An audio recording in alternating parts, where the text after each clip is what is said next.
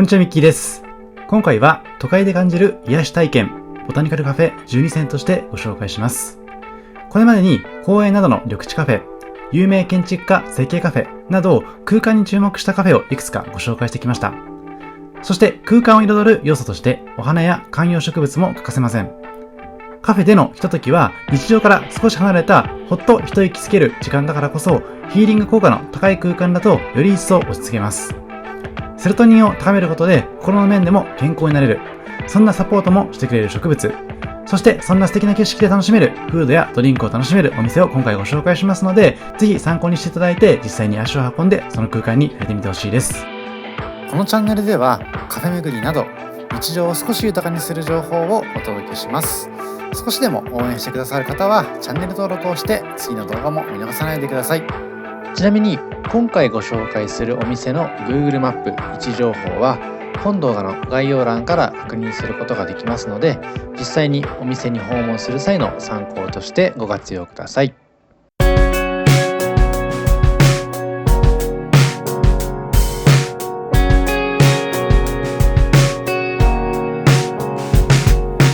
まずはじめにご紹介しますのはブルーの外壁とウッドの大きな扉が目印のフェブスコーヒー&スコーンブルッカ店でございます。こちらは2023年9月に誕生しましたボタニカルカフェです。こちらの店は浅草の人気カフェフェブラリーカフェが運営しておりまして、同じく浅草で人気のお花屋さんアンベールとコラボレーションしたアンベールブルッカという観葉植物専門店が隣接されています。フェブラリーカフェとアンベールの浅草での交流があったことがきっかけで、フェブスコーヒー&スコーンブルッカ店がボタニカルカフェとして生まれたとのこと。ボタニカルカフェというコンセプトの通り、至るところにグリーンがたっぷり配置されまして、ゆったりと落ち着ける雰囲気の店内では毎日スコーンやプリンが焼き上げられています。店名にもあります通り、こちらの店はスコーンがシグネチャーメニュー。オーソドックスなプレーンのスコーンをベースに桜あんバターやピスタチオ×ストロベリーなど季節ごとのスペシャルなメニューもお目見えしていました。同じく店内のコンベクションオーブンで焼き上げられます焦がしキャラメル濃厚プリンもこちらの店を代表するメニューになっています。生クリームと桜あんぼが乗っかった昔ながらのプリンになっていまして、ほろ苦いカラメルソースが昔懐かしい味とのこと。もちろんスコーンもおすすめですけれども、こういったカフェメニューもコーヒーと一緒に味わってみてほしいです。今回はモーニングの時間に訪れましたが、8時半から11時半の間に提供されますモーニングメニューの中からスコーンセットを選びました。スコーンにクロテッドクリーム、蜂蜜が添えられたプレートにコーヒー、紅茶、カフェラテなどのドリンクを1種類加えることができます。こんな形で店頭ではスコーンがディスプレイされていまして、こちらテイクアウトでも購入することができます。そんなスコーン、外はサクサク、中はしっとりの食感でございまして、注文したスコーンセットではプレーン、クランベリー、ナッツの3種類から選ぶことができました。そして追加スコーンというプランも用意されていますので、先ほどご紹介しましたプレーン、クランベリー、ナッツ以外に気になるスコーンがありましたら、プラス250円で別の味を試すこともできます。この日もせっかくなので一つ追加で注文しまして、こちらの抹茶のスコーンを注文しています。そして今映像で映してますけれども、スコーンセットにつけてくれますカフェラテもラテアートがとても素敵で、コーヒー豆自体もフェブラリーカフェの自慢のコーヒーになっていますので、ぜひともスコーンと一緒に味わってみてほしいです。ちなみにこちらのモーニングセット以外にもエッグポテトセットとドリンクのセットというモーニングメニューもございまして、卵をトッピングした熱々のマッシュポテトが魅力なメニューもございました。他にカフェタイムではクリームソーダが注文できたりとか、この日の季節のメニューとしましては、いちごのアラモードとか、いちごのアンホイップといったメニューもございました。また他のセットメニューとしましては、スコーンとプリンとセットドリンク合わせて2300円でいただくことができるメニューもありましたので、先ほどからご紹介していますスコーンの魅力とプリンの魅力、そしてコーヒーの魅力、すべてを味わうといった選択肢にも選んでみてほしいです。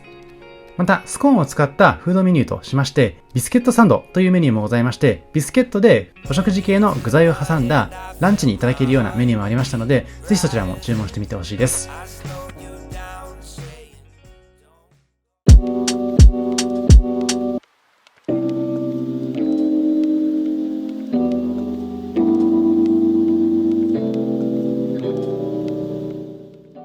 続いてご紹介しますのは新宿からブレスカフェさんでございます。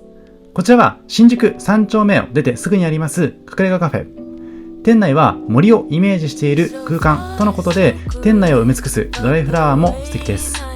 デザート系のメニューが特に充実しておりまして、若い女性を中心に人気を集めているとのこと。季節限定のパフェやチーズケーキ、レトロプリンなどが人気になっていまして、カラフルなクリームソーダも注目です。クリームソーダは全部で6種類。メロン、ブルーハワイ、巨峰、ピーチ、イチゴ、レモンがあるようでした。バースデーなどケーキプレートのサプライズも OK なので、女子会にもぴったりかもしれません。もちろんスイーツ以外のメニューも充実。オープンから14時までのランチタイム、17時以降のディナータイムにはフード系のメニューを合わせていただくことができます。また店内にはドライフラワーをはじめ様々な装飾が魅力的でございますので、もし席に余裕がある場合にはお気に入りの席を選んでいただいて、もちろん窓際のソファー席もいいですし、ちょっと奥まった半個室の空間もありましたので、デートにも抜群かもしれません。営業時間は平日が12時から夜の10時まで、土日祝日は11時からこちらも夜の10時まで営業していますので、比較的夜遅くまでやっています。ですので、例えば夕飯を食べた後のカフェタイムとして利用していただくのもいいかもしれません。過去にも新宿のお店はいくつかご紹介してるんですけども、やはり私は新宿三丁目側の少し歌舞伎町から離れている空間が好きです。ただ最近も新宿三丁目駅付近は週末を中心に結構混んでいますので、いくつかお店を知っていただいて、例えばこのブレスカフェさんのように隠れ家的な空間を抑えておくことで、レストラン難民、カフェ難民になってしまった場合でも訪れることができるかなと思います。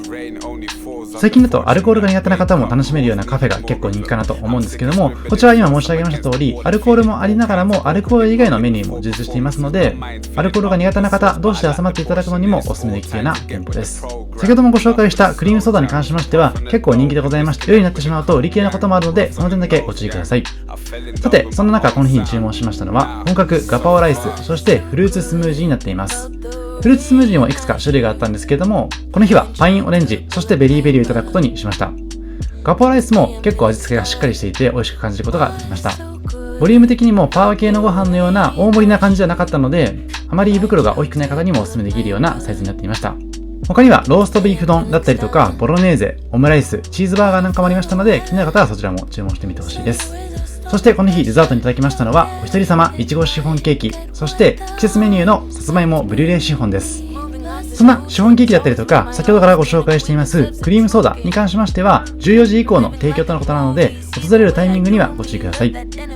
さて、こちらのシフォンケーキ、直径10センチ、高さ10センチのボリュームたっぷりなシフォンケーキになってるんですけども、ホールケーキを独り占めする気分でいただくことができるメニューです。シフォンケーキ自体がふわふわで、すっきりとした口当たりなので、不思議とペロリと食べられてしまうのも印象的。こんな感じでお皿を少し揺らしていただきますと、そのふわふわとした食感が感じることができるかなと思います。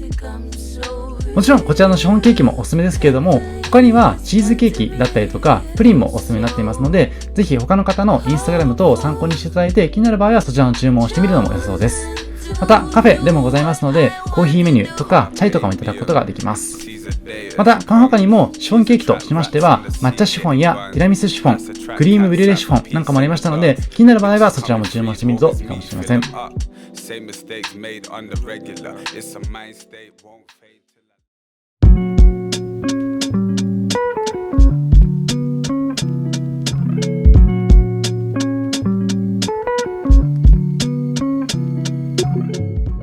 続いてご紹介しますのは花バーさんです。以前から知っていまして、いつかご紹介したいと思ってたんですけども、満を持して今回ご紹介です。花を味わう贅沢な体験をすることができるお店。季節のドライフラワーに囲まれながら心癒される時間を過ごせる、そんな空間になっています。こちらの店はドライフラワーアーティストさんがデザインした小さなカフェバー。店内に入っていただきますと、ご覧の通りどこを見ても温かい雰囲気のドライフラワーたちとアンティーク調のインテリアが施された空間が広がっています。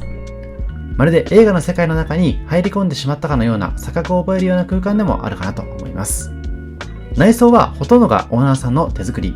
メインになるカウンターにもタイルが美しく貼られていまして、シックでありながらもカラフルで素敵なカウンターは手間暇かけて作り上げたような温かみを感じることもできます。そんなこちらの店では、花を視覚だけではなくて味覚でも楽しんでほしいという店主さんの思いに溢れています。もちろん店名の花バーの通り、バーというだけありまして、えりすぐりのクラフトビールやワイン、ウイスキーの提供もございます。それでもやっぱり人気がありますのはお花のカクテル。こだわりはお花を閉じ込めた氷を使い、お花の色をイメージさせるカラフルなカクテルの上に、さらに可愛いエディブルフラワーがあしらわれている点。ピーチとポップコーンが香るポップンピーチというメニューや、3種のベリーと柑橘が織りなすキュートなカクテルなど様々ございます。カクテルということでアルコールメニューなのかなとイメージする方も多いと思うんですけども、実はノンアルコールで作ってくれる点も嬉しいポイント。お酒が苦手な方に関しましてもノンアルコールを楽しむといった用途で訪れることができるようなそんなバーです。そしておつまみにはナッツの2種盛りもおすすめ。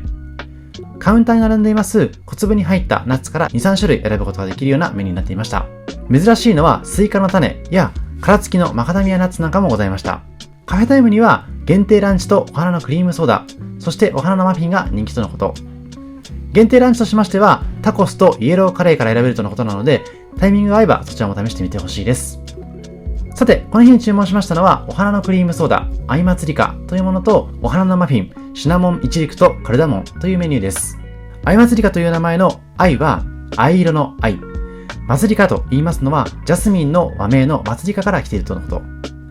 ソーダはジャスミンの香りがふんわりと感じられるすっきりとした爽やかな味になっていました。添えられているアイスが溶けていくと徐々に甘みが増していくような味の変化が楽しいドリンクにもなっています。そしてこちらのマフィンはスパイシーなシナモンと上質のカルダモンの甘い香りが特徴。添えられたナッツの心地よい食感を楽しむこともできました。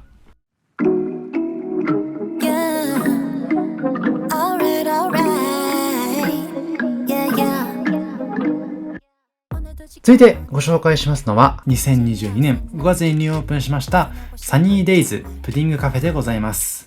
こちらはプリンと店内のお花が素敵なカフェになっていまして、都会の慌ただしさの中でも癒しを与えられる花や緑の空間をイメージしているということでございます。こんな形で店内に入っていただきますと早速たくさんのお花に囲まれていまして、まさに映え空間ですね。本当にお花の様子が伺えますので、そういったところもなんとなく心地よく過ごせるような空間になっているのかなと思っています。またこちらカウンターにもあります通り充電のコンセントの利用ができますので、充電カフェとしても利用できる、そんな空間になっていました。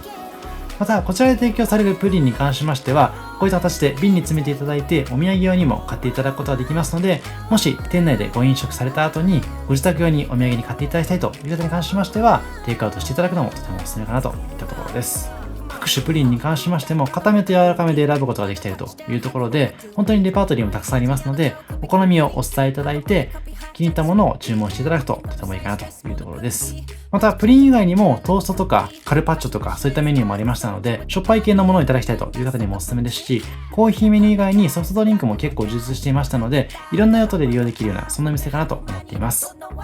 またプリンの空き瓶リユースといった取り組みも行っていましたので、空いた瓶を持ってきていただきますと割引が効いてプリンをいただくことができるかなというところです。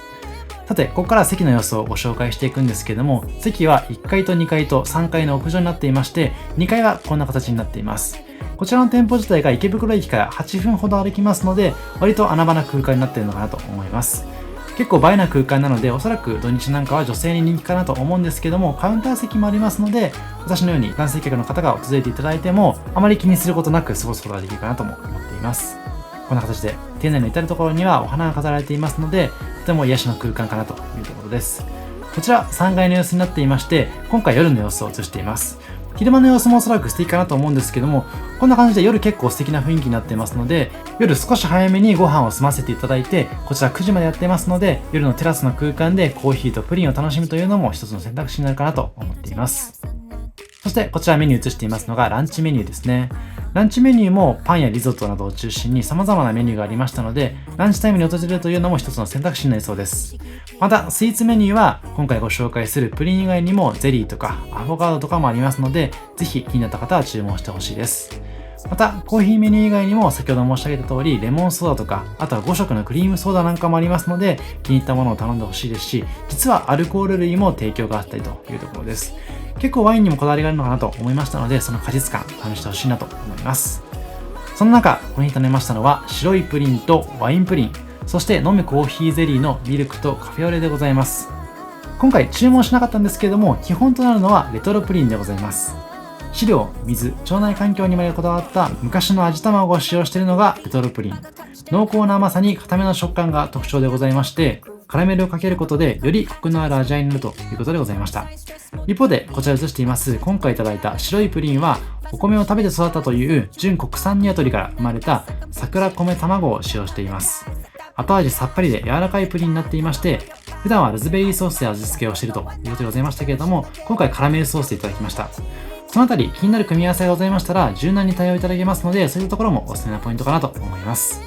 こちらワインプリンですね。プリンの外側にあるゼリーがですね、ワインのアルコールがちょっと詰まったような大人の味わいになってますので、ぜひ気になる方は注文してほしいなと思います。合わせていただきましたのは奥側に映っています飲むコーヒーゼリーでございます。飲むコーヒーゼリーはミルクとカフェオレの2種類がありまして、コーヒーゼリーに苦味が詰まっていますので、コーヒーゼリーの噛み方次第でその苦味を調整できるというとても不思議なドリンクになっていました。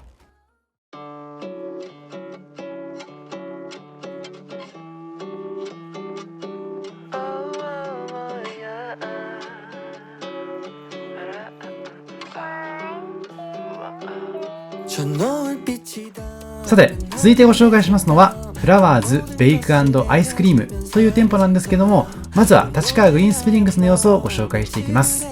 これからご紹介しますフラワーズベイク&アイスクリームというお店は2階にございます。そして立川グリーンスプリングスといえば2階の様子が特に魅力的でございまして、開放感があふれる空間です。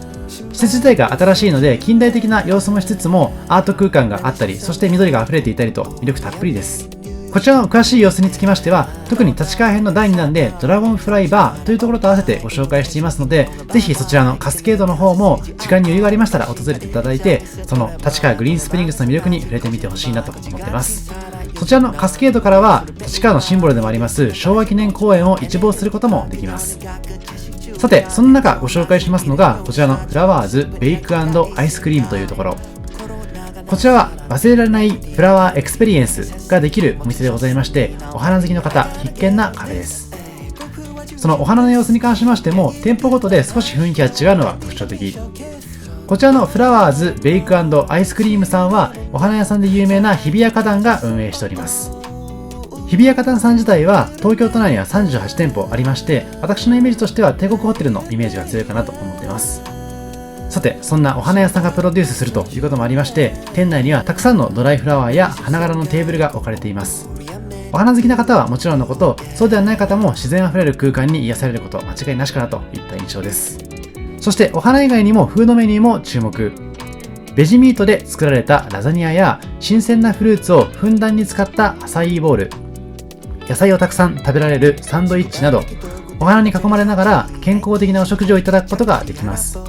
お花があるだけで毎日の生活はちょっと明るく楽しいものになる。そんな魅力あるお花を飾るだけではなくて、お花を軸とした食や体験を通して手軽にもっとカジュアルにお花を楽しんでもらいたい。そしてギフトはもちろんのこと、何よりも自分の生活を明るく楽しくするためのライフスタイルの一つとして、心地よい空間でご飯を食べたり、軽くデザートにアイスを食べたり、ワークショップで新しい経験ができたりということをイメージしながら、こちらのフラワーズさんは誕生しているということです。また、こちらのお店はサステナブルを意識した環境保護にも取り組んでおりまして、温室効果ガスの削減の観点からフードメニューに使うお肉は 100% 植物由来の代替肉としているということです。ちょっと普通の肉とは味わいが違うかもしれないんですけれども、ぜひそちらも試してみてほしいです。また、フードやこの空間自体はもちろんのこと、お花自体の販売やドライフラワーを使った様々なアイテムも販売されていますので、ぜひ注文からメニューが提供されるまでの間はお店の中を探索しつつ、気に入ったものがあれば購入してみてほしいです。また、こちらのお店では人気メニューとしてアサイーフルーツボールというものがございます。そちらに関しましては大人気のため1ヶ月ほど欠品していたということなんですけども、1月の27日からは販売再開されていますので、気になっていた方、それでも食べられなかった方に関しましては、ぜひこの機会にまた試してほしいです。そちらのアサイーボールはフルーツがたっぷり含まれておりまして、バナナとマンゴーの風味が広がっておりますオリジナルブレンドになっていました。他にもこういったビーガンドーナツやあんバターのブリオッシュ、ソフトクリームの販売もございます。また、6月の17日から6月30日まではゲームアプリ魔法使いの約束とのコラボカフェも運営されるようです。そちらに関しては予約が始まっておりますので、ぜひインスタグラムをチェックしていただいて、気になる方は予約してみてほしいです。さて、そんな中、この日いただきましたのはキューブデニッシュのフランボワーズになっています。その名の通り、キューブ型でフランボワーズのキュートな見た目が特徴的なデニッシュ。今回いただいたフランボワーズはもちろんのこと、チョコレートやあんバター、カスタードの全部で4種類ございまして、フレーバー全4種をセットボックスとしてテイクアウトすることもできます。加えていただいたのは本日のフレーバーティー。ここちらは季節に応じて変化するメニューになっていまして、飾るだけがお花じゃないというキャッチコピー通り飲んでお花を楽しむことができます。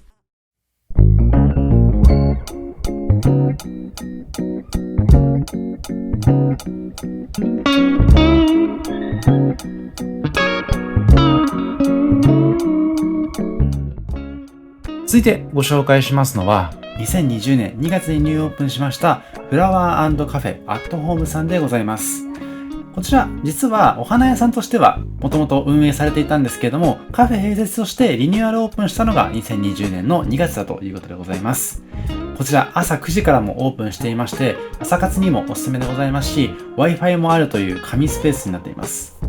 2021年から始まりました高コスパすぎるモーニングはなんと440円からでございまして、サラダセットのモーニングやモーニングプレート形式などボリュームもお好みで調整できるところが嬉しいポイントになっています。店内もお花がたくさんありまして、インスタ映えな空間だと思いますし、もちろんお花の購入もできるということでございますので、部屋を美しくお花で彩りたいというニーズがある方なんかは訪れていただいて、その空気感含めて楽しんでいただければと思います。でこの日は天気がいい日の朝活で伺ったんですけども、この店内を差し込む光の加減とかもとても幻想的で美しい空間になっていますので、こういったところも吉祥寺の空間の中で落ち着いて過ごせるような隠れ家的な空間になっているのかなと思っています。こちらが先ほど申し上げましたモーニングセットのメニューになっていまして、種類も3段階に分けられていますし、この日は一番コスパがいい440円のメニューいただいたんですけども、モーニングプレートもボリューミーで非常に興味深かったので、ぜひ次訪れた際には頼んでみたいなと思っています。他にもカフェタイムのメニューがあったりですとか、フードメニューもスープメニューを中心にたくさんありましたので、ぜひこのあたりを確認していただいて、朝活に限らず様々な用途でご利用いただければというところでございます。こちらがこの日にいただきましたモーニングでございまして、本当この厚切りトーストとあんバターがついて、さらにドリンクもついて440円なのでとても安いですよね。私もたくさんモーニングを訪れているんですけども、ワンコインを切るようなお店もだいぶ減ってきてしまいまして、もちろん円安の影響もあるかと思いますけども、この値段で提供できるというところは本当にすごい努力をされてるんだなというふうに感じることができました。この日はプラス110円でカップスープもいただいたんですけども、こちらのカップスープ含め全てのメニューは手作りでございまして、添加物を使わず腸内環境の改善にも貢献してくれるようなヘルシーなお店になっています。他にもスイーツが注目でございまして、フルーツクリーム大福など有名だということでございますので、ぜひ確認していただいて訪れてほしいなと思います。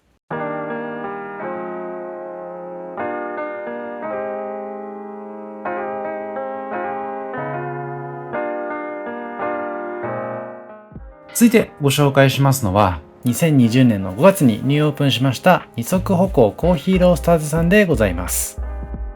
こちら1階では12分ベーカリーさんというベーカリーが併設されていまして、こちらの12分ベーカリーさんと二足歩行さん両方楽しむことができますので、こういったご紹介方法にさせていただいているという形でございます。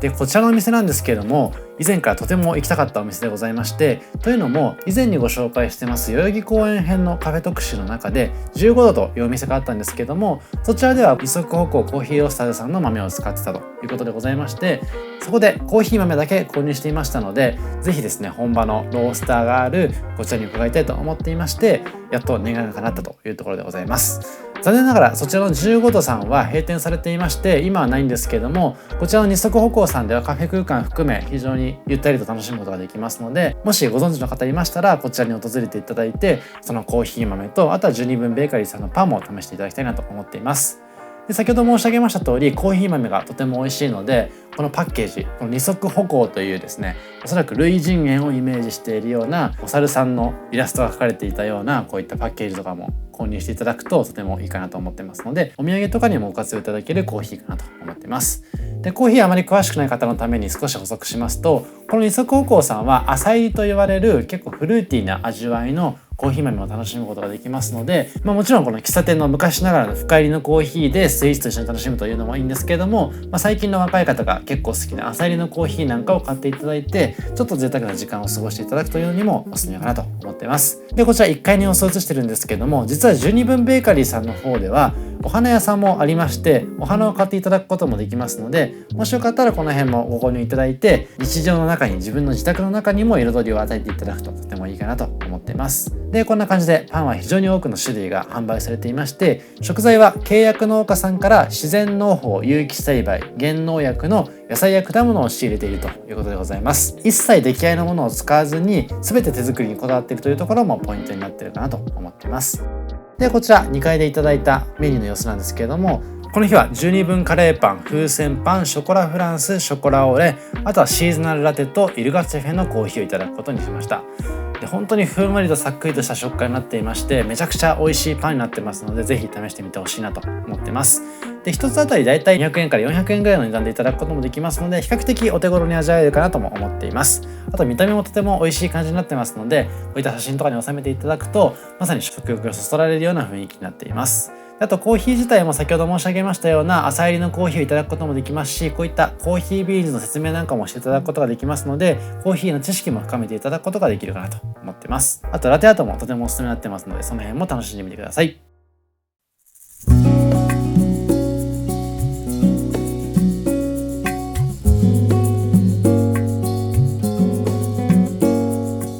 続いては少し場所を移しまして、東急沿線の二子玉川駅からご紹介していきます。こちらはカフェ&グリーンロンロンさんというところでございまして、森林浴を楽しめるカフェをコンセプトとする花屋さんに併設のカフェでございます。こちら二子玉川のエリアですね、非常におしゃれな空間がたくさんあったなという印象でございます。こちら夏に伺ったんですけれども、お店の外では亀のロンちゃんが元気に日光浴している様子も眺めることができました。で、こちらはお店の方の接客もとても素敵で、結構ですね、この花を見ていたりとか、ロンちゃんを眺めていたりとか、あといろんなその空間自体も、親身に接してくれてるなという印象でございまして、やはりこういった二子玉川のような少しなんかお金持ちが住んでそうなイメージのところって、なんとなくこうお店の方のこう心に余裕がある雰囲気とかもなんかすごい特徴的だったなという印象でございます。もちろん花屋併設ということでございますので、こういったカフェメニューを楽しむだけではなくて、こういったボタニカルな空間、そしてこういった植物も購入していただくことができますし、アクセサリー類も非常におしゃれですので参考にしていただければなと思っています。こちらはカウンターの席がございまして、テーブル席もあるんですけれども、その辺はお好みに応じて選んでいただくといいかなと思っています。で、こちらのお店では注文後から丁寧に作る自家製のドリンクと、あとは自家製のプリンやシフォンケーキといった焼き菓子とかも注目になっています。あと期間限定の自家製スイーツもあるということなので、ぜひですね、お店の方に尋ねていただいて、期間限定の自家製スイーツ気に入られた場合はそちらを注文していただくというのもありかもしれないです。そしてコーヒーや紅茶だけではなくてですね、自家製のジュース等もあるということなので、夏の季節この時伺ったんですけれども、ドリンクで涼しさを味わうこともできるのかなといった感じでございました。スイーツやドリンクの他にもですね、フードメニューとしてハムチーズのホットサンドやアーバターのホットサンドもあるということでございますので、ちょっと小腹が空いて少し重めに食べたいなという方はこちらを注文していただいて、ドリンクとペアリングしていただくというのもありかもしれないです。本当にここの二子玉川のロンロンさんは緑との調和の感じとか、あとは木のインテリアも店内全体の空間としてすごい素敵だなと思いましたので、ご紹介させていただいています。こちらのカフェラテのイラストもなんとなく可愛らしい感じだなということでございましたし、この日はせっかくなので日替わりのケーキをいただくことにしました。こちらはグレープフルーツとチョコチップのケーキでございまして、見た目以上にですねずっしりと味わうことができる一方、こういったグレープフルーツがあるのですっきりとした味わいでいただくことができたなと思ってます。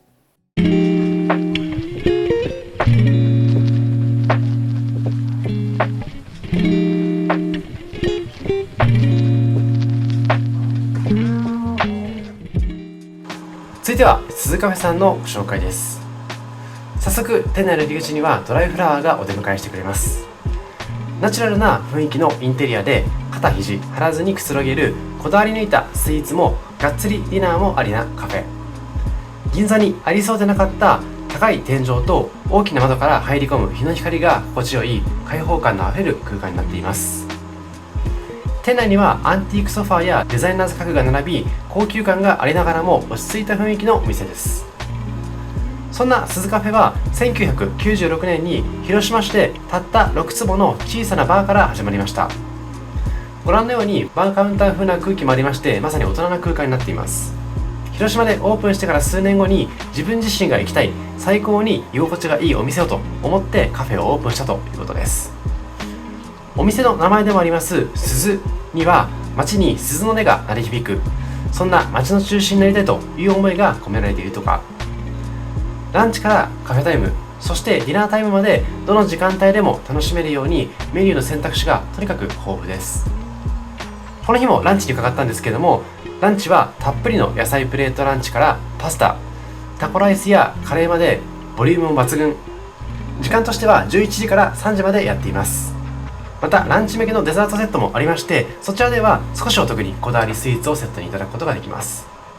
小さなバーからスタートしたお店ということもありまして、カフェメニュー以外にもアルコール類もとても充実しています。クラフトビールはもちろんのこと、ウイスキーやワイン、リキュール類など様々ありますので、昼間のランチタイムももちろんですけれども、夜に訪れていただいて、例えば会食とかデートにもお勧めできるようなそんな店でございます。さて、この日にいただきましたのはこちらの今月の鈴プレートランチです。この日は豚肩ロースのハニーマスタードソースでいただくことができました。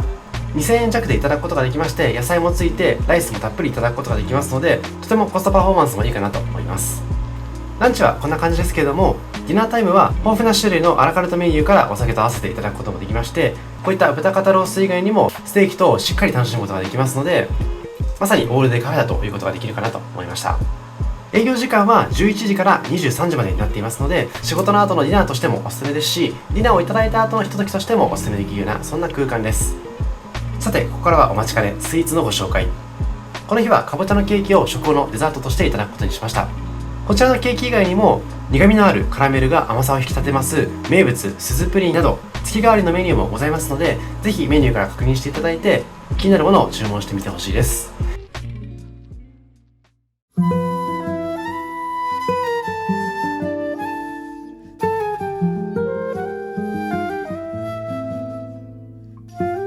続いてご紹介しますのは、広尾にありますレ・グランザルブルさんでございます。こちらツリーハウスがめちゃくちゃ特徴的でおしゃれな空間になっていまして、インスタグラムと SNS を利活用されている方なんかはすでにご存知かもしれません。今向かい側がこんな感じで工事されていますので、写真とかで収めるのは結構難しかったんですけれども、動画の中ではこんな感じでインパクトたっぷりに映させていただきました。ちなみにこちらはツリーハウスの様子からももしかしたら伝わるかもしれないんですけれども、1階と2階はフラワーショップになっていまして、3、4階がカフェになっています。で、レ・グランザルブルというのはこのイメージの通りですね、大きな木という意味を持ったフランス語になっています。ヒルナンデスや N スタへの出演をはじめ、メディアでも注目を浴びています料理研究家の関口彩子さんがプロデュースのランチプレートなど、体と心が喜ぶ新鮮な野菜を使ったメニューが注目になっています。こんな感じで店内は階段を上っていただくことになりますので、その辺はご注意いただきたいなと思っています。そしてこちらは4階のテラス席の様子になっていまして、天気がいい日なんかにはもうこの光の差し込み具合も含めてとてもおしゃれで心地よい空間になっています。この動画を撮った時にはまだ真冬だったんですけれども、足元にはストーブも置いてくれたりと、そういった配慮も欠かさない店舗になっていますので、接客の面でも安心して楽しむことができるかなと思っています。で、店内入っていただきますとこんな感じの空間もありまして、店内も十分におしゃれな空間になっていますので、ぜひ店内でもテラス席でも、もし席に余裕がありましたらお好みの空間を選んでいただいて、お店の方に相談していただいて楽しんでいただくのもいいかなと思っています。メニュー表もこんな感じでとてもおしゃれになっていまして、結構たくさんのランチメニューなんかがありましたので、皆さんの中でもその日に食べたいものを選んで頼んでいただきたいなと思っています。で、こちらは先ほど冒頭で料理研究家の関口さんがプロデュースのランチプレートというふうに申し上げました通り、野菜だけでなくて良質なオイル、ナッツ類、お豆など栄養バランスが抜群なメニューがおすすめになっていますので、ぜひそのあたりを楽しんでほしいなというところなのと、ランチメニューだけではなくてパンケーキなどのスイーツもとても充実していますので、ぜひカフェタイムなんかにもご利用いただきたいなと思っています。で、コーヒーもおすすめですし、さらに言うと紅茶の種類が結構豊富でございましたので、紅茶が好きな方なんかはその辺も楽しんでほしいなと思っています。で、こちらはこの日にはヘルシーデリプレートをいただいていました。もう本当にサラダとかを中心にヘルシーなメニューがたくさんなんですけれども、結構ボリュームがありまして、この全粒粉の食パンなんかもとても美味しかったです。ちなみにこちらのお店はドラマディアシスターのロケ地としても利用されたということでございますので、ぜひドラマを見られてた方なんかは足を運んでいただいて、こんなシーンもあったななんていう風に思いを馳せていただきたいなと思っています。めちゃくちゃおしゃれな空間になっていますし、おそらく土日なんかはめちゃくちゃ混むと思いますので、余裕がある方なんかは平日の有給休暇等をご活用いただいて訪れてほしいなと思っています。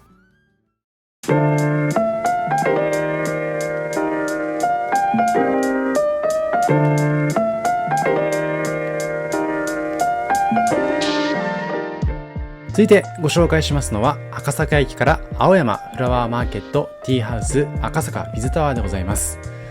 そんなこちらの店を訪れたのは土日祝日だったんですけれども、赤坂周辺は平日こそ結構混んでいるものの、日曜日は結構穴場だったりしますので、ぜひ休日こそこちらに訪れていただいてゆったりと過ごすのもおすすめかもしれません。空間いっぱいに広がる緑と自然に咲く姿を再現した旬の花々に囲まれて、心も体も深呼吸できリフレッシュできるカフェです。温室がイメージされた店内には様々な花々や草木が広がっておりまして、とても素敵な空間です。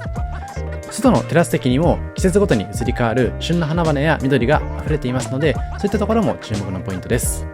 今はまだ寒いですけれども、春先はとても心地よく過ごすことができると思いますので、春の予習としても活用いただきたいです。リビングウィズフラワーズエブリデイ、お花のある毎日を。この言葉はカフェを運営します青山フラワーマーケットさんが掲げるコンセプトになっています。季節を感じさせる旬の花々がいつも溢れんばかりに飾られ、思わず足を止めてしまうような花屋さんです。このメッセージをまずはお店で体感してほしいという願いから、こちらの青山フラワーマーケットティーハウスが生まれております。実は以前に吉祥寺編の動画の中でもご紹介していまして、そちらは後で吉祥寺の中にありますインドアな空間になっていますので、またちょっと違った景色を楽しむことができるような空間です。もちろんこちらの空間だけではなくて、新鮮な野菜、ハーブや食べられるお花を使ったカラフルな軽食やドリンクを楽しめるのも嬉しいポイントです。真っ赤なバナナゼリーにエディブルフラワーがあしらわれていますフラワーパフェ。青々としたハーブがグラスいっぱいに入ったフレッシュハーブティーなども人気のメニューになっていまして、その他にもたくさんの紅茶、たくさんのフードがございます。特に花冠のフレンチトーストは人気メニューでございまして、ぜひティータイムに試してほしいようなメニューです。フードメニューに関しましてもスイーツメニューに関しましてもティーハウスということもありますので、紅茶と一緒に楽しんでいただくのがおすすめな過ごし方です。さて、この日はフレンチトーストプレートとドリンクセットをいただきました。フレンチトーストはこの後ご紹介しますけども、まずはドリンクセットから。ドリンクセットは自家製のジンジャーエール、ユニークなものはローズソーダやフレッシュミントソーダ、他にも専門店のフランス紅茶などを選ぶことができます。また紅茶を入れる際の器具も特徴的でございまして、少し使い方は難しいんですけれども、ぜひともこういった体験も味わってみてほしいです。紅茶についてはノンカフェインを含む全6種類の中から選ぶことができまして、以前吉祥寺に訪れた際はバラの紅茶をいただきました。その際はたくさんのバラの花びらを加えたまさにフラワーマーケットらしい紅茶でございましたので、そういったお花ごとの特徴を感じていただくのもこちらのお店ならではの取り組みかもしれません。さて、こちらが先ほど申し上げましたフレンチトーストプレートになっています。もちろんフレンチトーストは人気のメニュー。宮城の契約農家から届く新鮮な卵を使い、注文が入ってからじっくりと焼いてくれます。フレンチトーストの上にはグリルしたベーコンとトマトをトッピング。ハーブのサラダに使われていますのは農場から届きます青々とした有機栽培のフレッシュハーブになっています。以前訪れた吉祥寺の店舗にはなかったメニューになっていますので、こちらの赤坂店に訪れた際はぜひこちらのメニューも注文してほしいような、そんな一品でございました。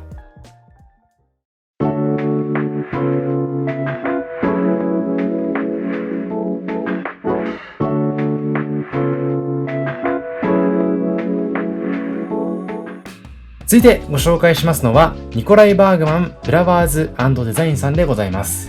東京拠点に活動するデンマーク出身のフラワーアーティストニコライ・バーグマンが麻布台ヒルズに店舗をオープンしました。